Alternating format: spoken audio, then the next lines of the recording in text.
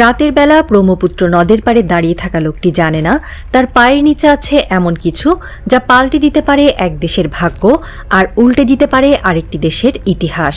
গাইবান্ধা জেলার শুষ্ক ধূসর বালুচর তার কাছে নিছক এক নিষ্ফলা প্রান্তর, কিন্তু আন্তর্জাতিক গোয়েন্দা সংস্থাগুলোর কাছে এই স্থান স্ট্র্যাটেজিক হটস্পট। বালি না, এখানে লুকিয়ে আছে uranium, samarium, gadolinium, terbium, dysprosium. এই নামগুলো শুধু রসায়নের বইয়ে পড়া না, পড়াশোনার বাইরেও এগুলো দিয়ে বানানো হয় আইফোনের চিপ, জাহাজ বিধ্বংসী মিসাইল, রাডার, রোবোটিক আর্ম এবং এমনকি পরমাণু রিয়েক্টর। এগুলোকে বলে বিরল মাটির ধাতু, রেয়ার আর্থ এলিমেন্টস। আর বাংলাদেশ এখন এই খনিজ যুদ্ধের কেন্দ্রবিন্দু।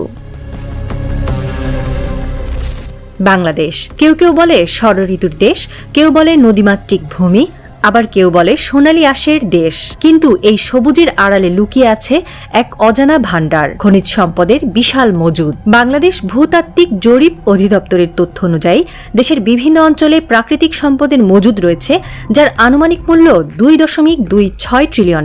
এই সম্পদের মধ্যে রয়েছে প্রাকৃতিক গ্যাস, কয়লা, চুনাপাথর, সিলিকা বালু, সাদা মাটি এবং সবচেয়ে গুরুত্বপূর্ণ বিরল মৃত্তিকা মৌল, রেয়ার আর্থ এলিমেন্টস। এই মৌলগুলো আধুনিক প্রযুক্তি ও প্রতিরক্ষা শিল্পের জন্য অপরিহার্য। স্মার্টফোন, বৈদ্যুতিক গাড়ির ব্যাটারি, সামরিক ড্রোন এবং মিসাইল সিস্টেম তৈরিতে এই মৌলের বিকল্প নেই। গবেষণায় দেখা গেছে যমুনা, তিস্তা, ধরলা এবং মেঘনা নদীর বালুতে ল্যান্থানাইড সিরিজের মৌল যেমন সামারিয়াম, গ্যাডোলিনিয়াম, টার্বিয়াম এবং ডিসপ্রোসিয়াম পাওয়া গেছে। প্রতি কেজি বালুতে 60 থেকে 176 মিলিগ্রাম পর্যন্ত এই মৌল রয়েছে। সিলেট, সুনামগঞ্জ এবং ময়মনসিংহের পাহাড়ি এলাকার পলিমাটি ও নদীর তলদেশে তেজস্ক্রিয় ধাতু এবং বিরল মৌলের সম্ভাবনা রয়েছে। ব্রহ্মপুত্র নদীর বালুচরে 6টি মূল্যবান খনিজ পাওয়া গেছে, যার প্রতি বর্গ কিলোমিটারের আনুমানিক মূল্য 3,630 কোটি টাকা। কক্সবাজার, মহেশখালী এবং সেন্ট মার্টিন দ্বীপের সমুদ্র সৈকতে বিপুল পরিমাণ ধাতব খনিজ ও তেজস্ক্রিয় পদার্থের মজুদ রয়েছে, যার পরিমাণ প্রায় 5 মিলিয়ন টন এবং আন্তর্জাতিক বাজারে এর মূল্য কয়েক মিলিয়ন ডলার।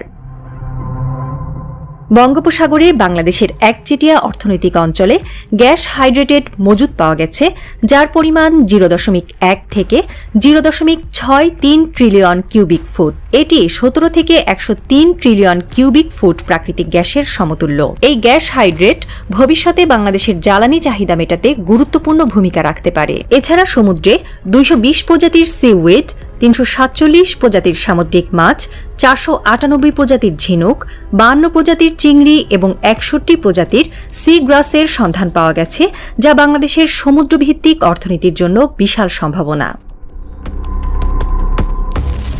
এই বিপুল সম্পদের খবর ছড়িয়ে পড়তেই বিশ্বের ক্ষমতাধর দেশগুলোর নজর পড়েছে বাংলাদেশের ওপর। বিরল মৃত্তিকা মৌলের বৈশ্বিক বাজারে চীনের একচেটিয়া আধিপত্য। নিউ ইয়র্ক টাইমসের এক প্রতিবেদনে বলা হয়, চীন সম্প্রতি এই মৌলের রপ্তানি সীমিত করার ঘোষণা দিয়েছে, যার ফলে যুক্তরাষ্ট্র ও পশ্চিমা দেশগুলোর প্রযুক্তি ও প্রতিরক্ষা খাতে সংকট দেখা দিতে পারে।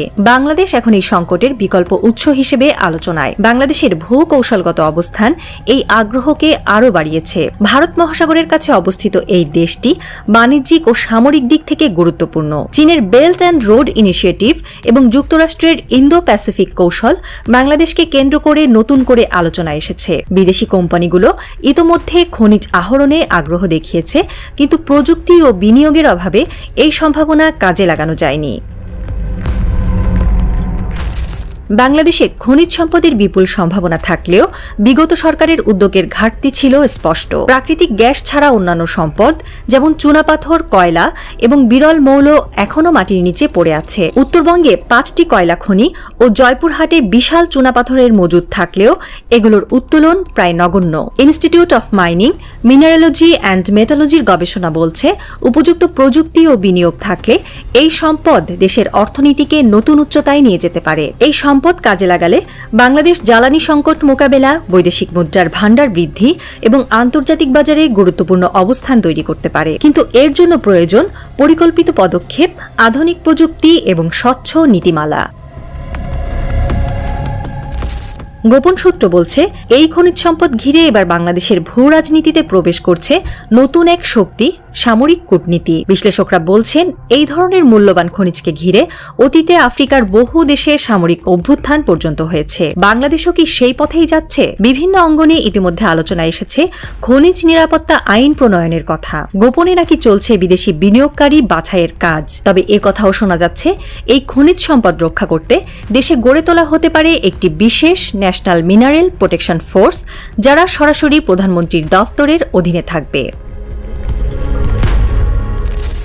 সবশেষে প্রশ্ন একটাই, এই বিপুল সম্পদ, এই ভূকৌশলগত গুরুত্ব, বাংলাদেশ কি এগুলো কাজে লাগিয়ে এক নতুন যুগের সূচনা করতে পারবে, নাকি এই সম্পদই একদিন পরিণত হবে সংঘাতের আগুনে? ঢাকার এক গোপন নীতি নির্ধারণী বৈঠকে একজন প্রবীণ কূটনীতিক বলেন, বাংলাদেশ এখন কেবল একটা দেশের নাম নয়, এটা হয়ে গেছে এক ভবিষ্যৎ যুদ্ধের মানচিত্র। নীরব চরগুলোর বুকে হয়তো এখনো কেউ শস্য ফলায়, কিন্তু সেই বালু চাষের নিচে শুয়ে আছে এমন এক আগ্নেয় শক্তি, যা বদলে দিতে পারে বিশ্বের রাজনীতি। কিন্তু কে প্রথম স্পর্শ করবে সেই আগ্নেয়গিরিকে? এই প্রশ্নের উত্তর এখনো সময়ের গর্ভে। তবে বাতাসে গুঞ্জন বাড়ছে, বাংলাদেশের খনিজ যুদ্ধ শুরু হয়ে গেছে, শুধু ঘোষণা বাকি।